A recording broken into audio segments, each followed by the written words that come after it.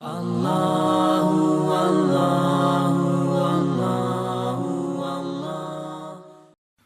الانعام کی آیت نمبر 151 151 سورۃ الانعام کا 19واں رکوع اور 8ویں پارے کا 6واں رکوع۔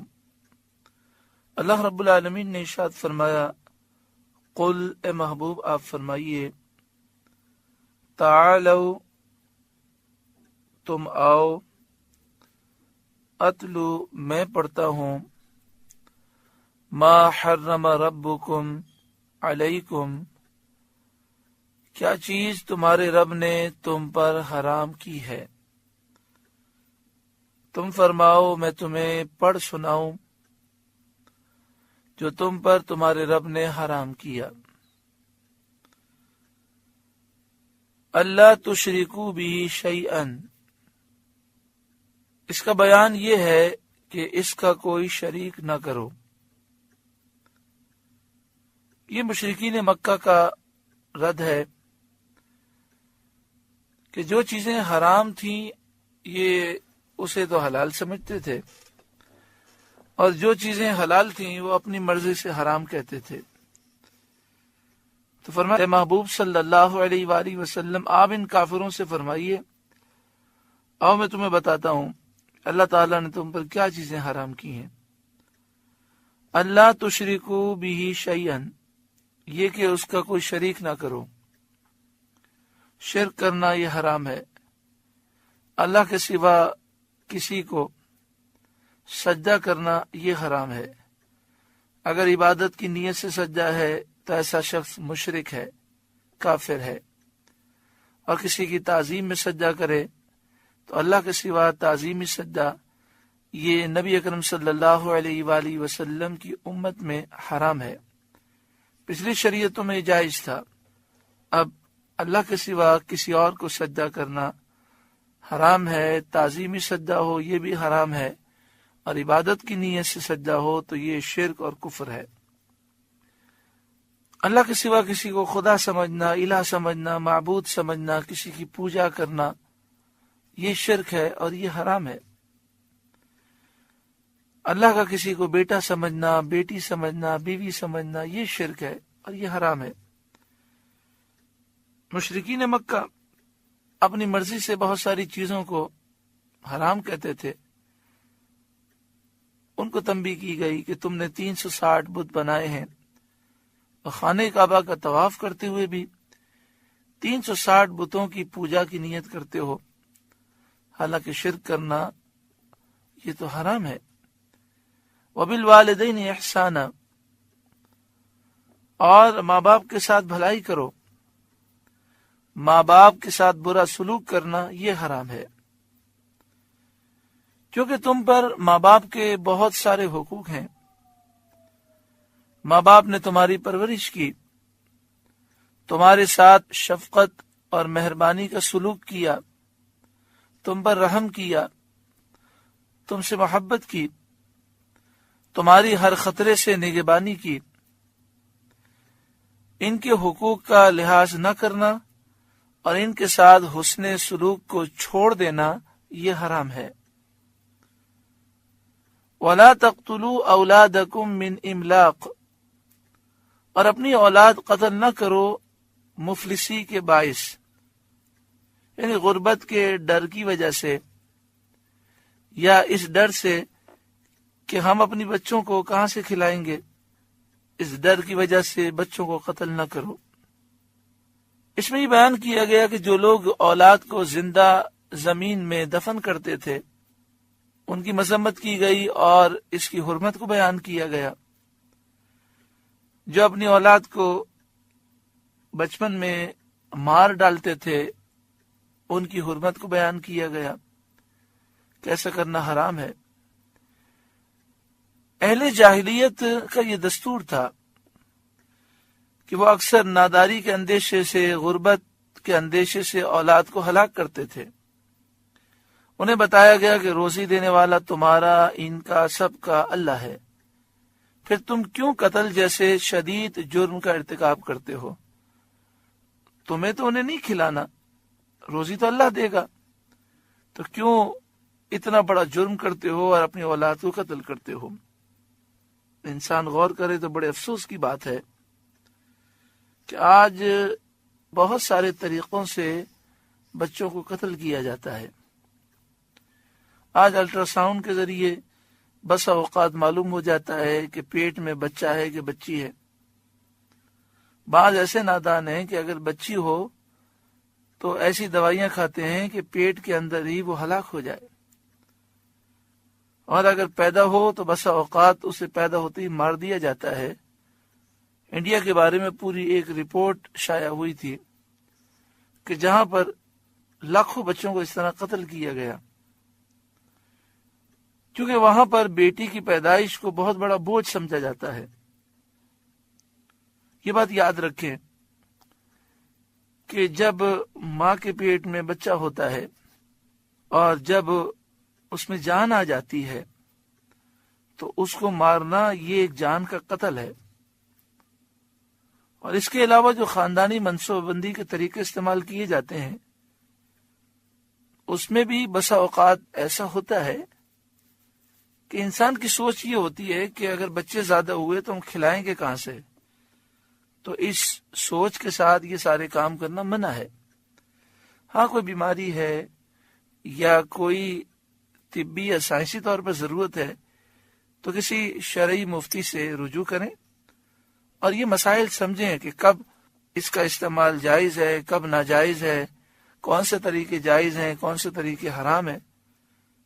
وَلَا تَقْتُلُوا أَوْلَادَكُمْ مِنْ إِمْلَاقٍ، اور اپنی اولاد قتل نہ کرو مفلسی کے باعث۔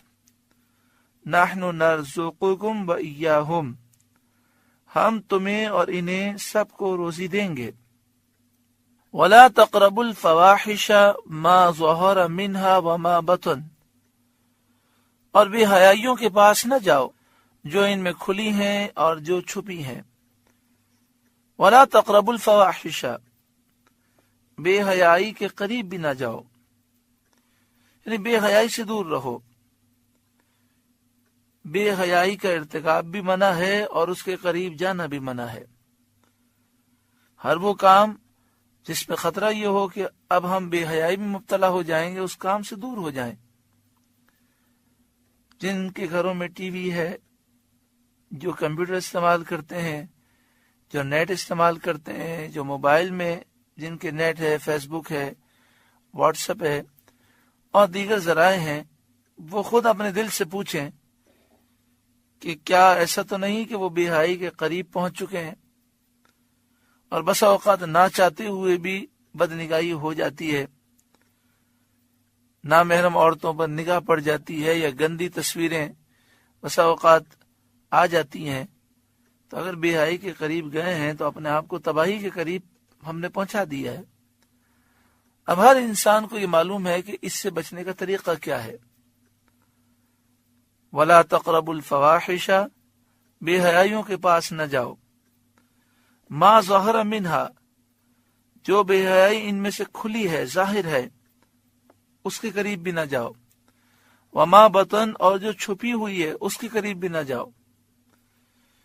کیونکہ انسان جب لوگوں کے سامنے گناہ نہ کرے، کھلے اور ظاہر گناہ سے بچے اور چھپے گناہ سے پرہیز نہ کرے، تو اس سے ظاہر یہ ہوتا ہے کہ ظاہر گناہ سے بچنا بھی اللہ کی وجہ سے نہیں ہے، بلکہ لوگوں کو دکھانے کے لیے ہے اور لوگوں کی باتوں سے بچنے کے لیے ہے۔ اللہ کی رضا اور ثواب کا مستحق وہ شخص ہے جو اللہ کے خوف کی وجہ سے گناہ چھوڑ دے۔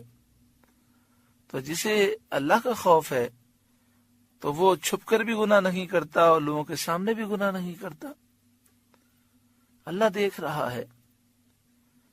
اور پھر یہ بھی ایک حقیقت ہے کہ گناہوں کی بڑی سخت خوفناک نحوستیں ہیں۔ انسان جب تنہائی میں گناہ کرتا ہے تب بھی اس کے چہرے پر نحوست آ جاتی ہے، اس کے چہرے کا نور ختم ہو جاتا ہے، اس کے دل کا چین ختم ہو جاتا ہے۔ اللہ کے نیک بندے چہرہ دیکھ کر سمجھ جاتے ہیں کہ فلاں شخص اب چہرے کے نور سے محروم ہو چکا ہے۔ اللہ کے نیک بندے جو صاحب نظر ہوتے ہیں وہ پردہ پوشی فرماتے ہیں، لیکن انہیں بڑی اذیت ہوتی ہے، بڑی تکلیف ہوتی ہے۔ اور جب انسان نیک ہوتا ہے، پرہیزگار ہوتا ہے، ظاہر باطن میں گناہوں سے بچتا ہے، تو اس کے چہرے پر نیک لوگوں کا نور ہوتا ہے، اس کے سینے میں سکون ہوتا ہے، اور اللہ فرماتا ہے وَمَن يَتَّقِ اللَّهَ يَجْعَل لَّهُ مَخْرَجًا، جو اللہ سے ڈرے اللہ تعالیٰ اس کے لیے پریشانی سے نکلنے کا راستہ پیدا فرماتا ہے، اس کی ہر مشکل آسان ہو جاتی ہے۔ حضرت عثمان غنی رضی اللہ تعالیٰ عنہ امیر المومنین مسجد نبوی شریف میں جمعے کا خطبہ دے رہے تھے۔ ایک شخص جمعے کی نماز کے لیے آ رہا تھا، راستے میں اس نے اپنی نگاہ کی حفاظت نہ کی، کسی نامحرم عورت پر نگاہ پڑ گئی تو فوراً نگاہ ہٹا لینی چاہیے، لیکن انہوں نے ہٹائی نہیں۔ جب وہ آ کر جمعے میں بیٹھے خطبہ سننے کے لیے تو حضرت امیر المومنین حضرت عثمان غنی رضی اللہ تعالیٰ عنہ نے فرمایا کہ بعض لوگ آنکھوں کا زنا کرتے ہیں، بدنگاہی کرتے ہیں، اور پھر رسول اللہ صلی اللہ علیہ وآلہ وسلم کی مسجد میں جمعہ پڑھنے کے لیے آ جاتے ہیں۔ آپ نے اس انداز سے بیان کیا کہ کسی کو معلوم نہ ہو کہ آپ کا اشارہ کس طرف ہے، کیونکہ کئی لوگ آ کر بیٹھے تھے اس وقت، جس کا معاملہ تھا وہ سمجھ گیا کہ یہ اشارہ میری طرف ہے، تو وہ کھڑے ہو گئے اور انہوں نے دوران خطبہ پوچھا یا امیر المومنین آپ کو کیسے معلوم ہوا، کیا آپ پر وحی آتی ہے؟ تو آپ نے فرمایا کہ وحی کا دروازہ تو بند ہو چکا، نبی اکرم صلی اللہ علیہ وآلہ وسلم آخری نبی ہیں، اور اب آپ کے بعد کوئی نیا نبی نہیں آ سکتا، کہ یہ فراست مومن ہے۔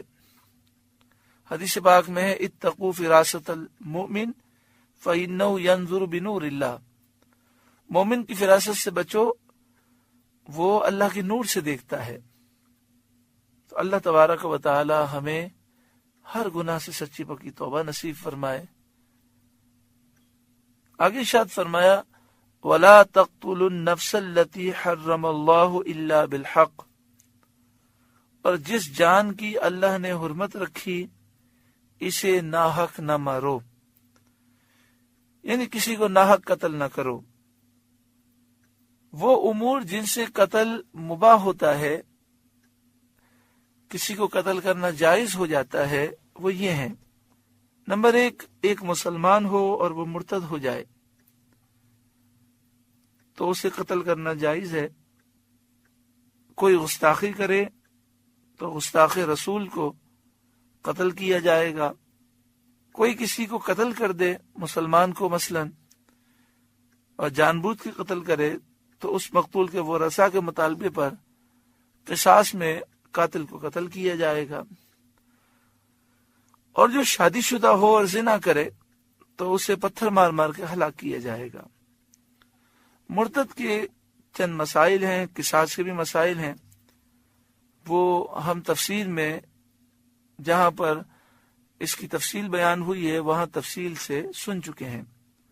بخاری و مسلم کی حدیث میں ہے کہ سید عالم صلی اللہ علیہ وآلہ وسلم نے فرمایا کوئی مسلمان جو لا الہ الا اللہ محمد رسول اللہ کی گواہی دیتا ہو اس کا خون حلال نہیں مگر ان 3 سببوں میں سے کسی ایک سبب سے، یا تو شادی شدہ ہونے کے باوجود اس سے زنا سرزد ہوا ہو، یا اس نے کسی کو ناحق قتل کیا ہو اور اس کا قصاص اس پر آتا ہو، یا وہ دین چھوڑ کر مرتد ہو گیا ہو۔ یہ بات تفصیل سے پہلے بیان ہو چکی کہ گستاخ رسول چاہے مسلمان کہلاتا ہو چاہے کافر، چاہے مرد ہو چاہے عورت، اس کی سزا صرف اور صرف موت ہے۔ ذالکم وصاکم بہ لعلکم تعقلون، یہ تمہیں حکم فرمایا ہے کہ تمہیں عقل ہو، یہ اللہ تعالیٰ نے تمہیں حکم دیا تاکہ تم سمجھو اور حرام چیزوں سے بچو۔ اس آیت کریمہ میں یہ بیان ہوا کہ شرک حرام ہے والدین پر ظلم کرنا یہ حرام ہے، ان کے ساتھ بھلائی کرو۔ اپنی اولاد کو قتل کرنا یہ حرام ہے، بے حیائی کے قریب جانا منع ہے، کسی جان کو ناحق قتل کرنا حرام ہے۔ وَلَا تَقْرَبُوا مَالَ الْيَتِيمِ إِلَّا بِالَّتِي هِيَ أَحْسَنُ، اور یتیم کے مال کے پاس نہ جاؤ مگر بہت اچھے طریقے سے، جس سے اس کا فائدہ ہو۔ یعنی یتیم کے مال کو اگر کسی اچھے کاروبار میں لگاؤ جس سے اس کے مال میں ترقی ہو تو وہ الگ چیز ہے، لیکن یتیم کے مال کو نقصان پہنچانے کے لیے قریب نہ جاؤ۔ یتیم کے مال کو نہ کھاؤ، یتیم کے مال کو کھانا حرام ہے۔ حتی یبلغ اشدہ، جب تک وہ اپنی جوانی کو پہنچے، یعنی مال سنبھال کے رکھو، جب وہ جوان ہو جائے اور مال سنبھالنے کے قابل ہو جائے اس وقت اس کا مال اس کے سپرد کر دو۔ وَأَوْفُوا الْكَيْلَ وَالْمِيزَانَ بِالْقِسْطِ، اور ناپ اور تول انصاف کے ساتھ پوری کرو۔ لا نکلف نفسا الا وسعها، ہم کسی جان پر بوجھ نہیں ڈالتے مگر اس کے مقدور بھر، ہم کسی جان پر بوجھ نہیں ڈالتے مگر اس کی طاقت کے مطابق۔ یعنی جتنے شرعی احکام ہیں ان پر عمل کرنا انسان کے بس میں ہے اور اس کی طاقت کے مطابق حکم ہے۔ وَإِذَا قُلْتُمْ فَعْدِلُوا، اور جب بات کہو تو انصاف کی کہو۔ وَلَوْ كَانَ ذَا قُرْبَى، اگرچہ تمہارے رشتہ دار کا معاملہ ہو۔ وَبِعَهْدِ اللَّهِ أَوْفُوا، اور اللہ ہی کا عہد پورا کرو۔ اس آیت کریمہ میں یہ بیان کیا گیا کہ یتیم کا مال کھانا حرام ہے، ناپ تول میں کمی کرنا حرام ہے، نا انصافی کی بات کرنا حرام ہے، وعدے کی پاسداری نہ کرنا حرام ہے۔ تو یہاں یہ حکم دیا گیا کہ یتیم کے مال کی حفاظت کرو، ناپ تول کو پورا کرو، انصاف کے ساتھ جب بھی بات کہو سچی کہو، انصاف کی بات کہو، اور اللہ تعالی سے کیا ہوا عہد پورا کرو۔ ذالکم وصاکم بہ لعلکم تذکرون، یہ تمہیں تاکید فرمائی اللہ تعالی نے کہ کہیں تم نصیحت مانو۔ وَأَنَّ هَذَا صِرَاطِي مُسْتَقِيمًا، اور یہ کہ یہ ہے میرا سیدھا راستہ۔ ان دو آیتوں میں جو احکام بیان کیے گئے یہ سیدھا صراط مستقیم ہے۔ فَاتَّبِعُوهُ، تو اس پر چلو۔ وَلَا تَتَّبِعُوا السُّبُلَ، اور راہیں نہ چلو، اسلام کے راستے کو چھوڑ کر دوسری راہ پر نہ چلو۔ جو بھی اسلام کے خلاف راستہ ہے، چاہے یہودیت ہو، عیسائیت ہو یا اور کوئی باطل دین، سب باطل راستے ہیں۔ فَتَفَرَّقَ بِكُمْ عَنْ سَبِيلِي، کہ تمہیں اس کی راہ سے جدا کر دیں گی۔ اگر تم ان راہوں پہ چلو گے تو صراط مستقیم سے دور ہو جاؤ گے۔ ذالکم وصاکم بہ لعلکم تتقون، یہ تمہیں حکم فرمایا کہ کہیں تمہیں پرہیزگاری ملے، عمل کرو گے تقوی اور پرہیزگاری نصیب ہوگی۔ ثم آتینا موسیٰ الکتاب، پھر ہم نے موسیٰ کو کتاب عطا فرمائی، یعنی توریت عطا فرمائی۔